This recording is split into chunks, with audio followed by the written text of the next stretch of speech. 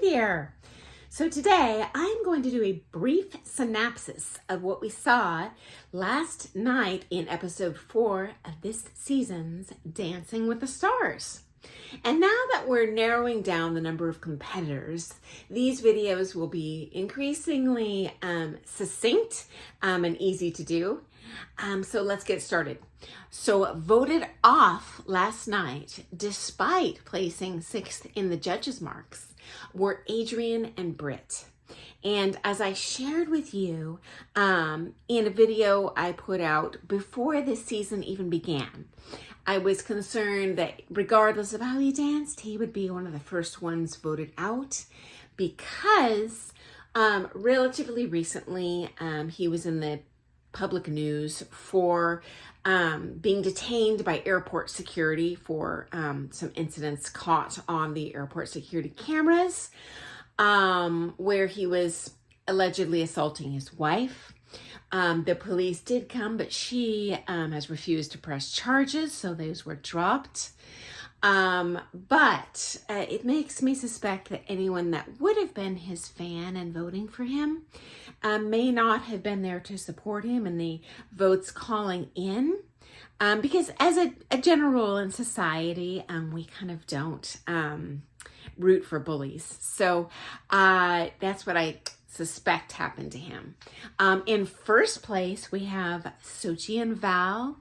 In second place, we had my very favorite, Pasha and Ariana, followed closely with Jason and Daniela, tied with Charity and Artem.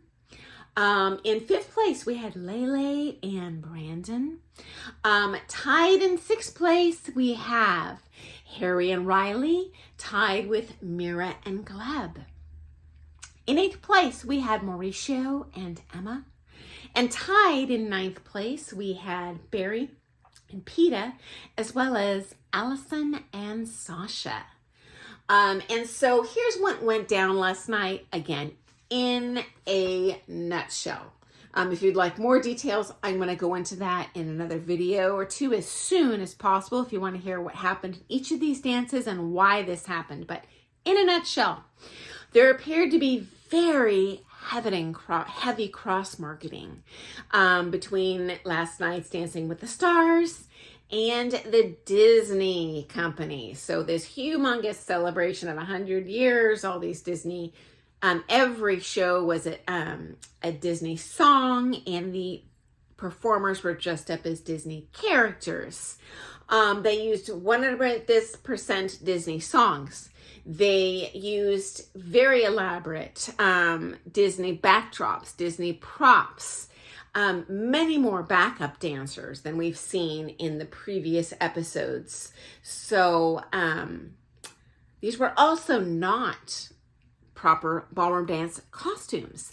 In fact, all of these characters looked like they just walked in off the set of the Walt Disneyland on-campus cast, walking around signing autographs. So that was a little disappointing, but you know what? They need advertising money, and I'm thrilled someone is willing to pay that advertising money because I want to see this show continue. Did you know ABC actually is owned by the Walt Disney Company? So coincidence? I don't think so. I don't know for sure, but I suspect there's a lot of cross-pollination with funding here.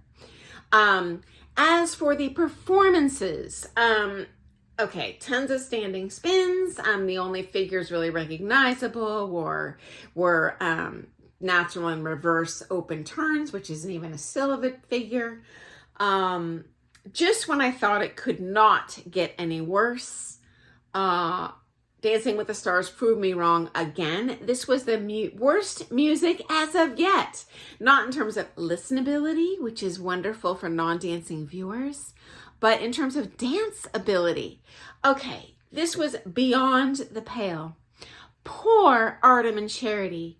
He had to choreograph a quote-unquote waltz. They were assigned to foxtrot music. They had to do a waltz, which is a 3/4 timed dance.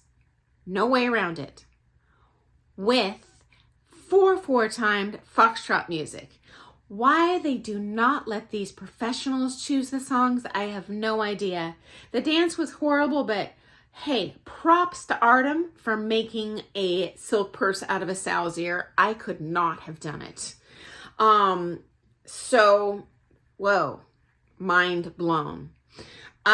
Next up, we had a contemporary number and 2 jazz numbers. These are not even ballroom dances. I have never once seen either of these styles taught in a ballroom dance studio. I have never once seen either of these styles competed in at a ballroom dance competition. I have taken these styles in a ballet studio. This is nuts. This is like getting an Italian interpreter and saying, oh, today you're going to interpret for a German couple. You'll be just fine. Oh my heavens, I felt so sorry for these professional dancers as well as their amateurs, just trying to do their best with styles they have probably no familiarity with. I just felt horrible for these performers, but Disney was able to promote all of their Disney music, so I guess that's a good thing. And I am a Disney fan like anyone else, just perhaps not in tandem with incompatible ballroom dances and Latin dances. So I will keep you posted with another video of the details of each of these dances and who got the short end of the stick with those horrible songs, and why everyone placed as they did. So thanks for joining me. I hope you liked that. See you soon. Bye, guys.